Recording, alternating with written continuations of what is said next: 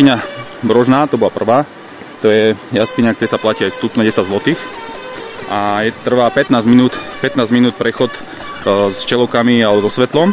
A doslova v niektorých miestach sa človek plázi po štvornožky. Po štyroch musí sa zohnúť, čupnúť, aby vôbec prešiel tú jaskyňu. Takže nič pre klaustrofobikov. No a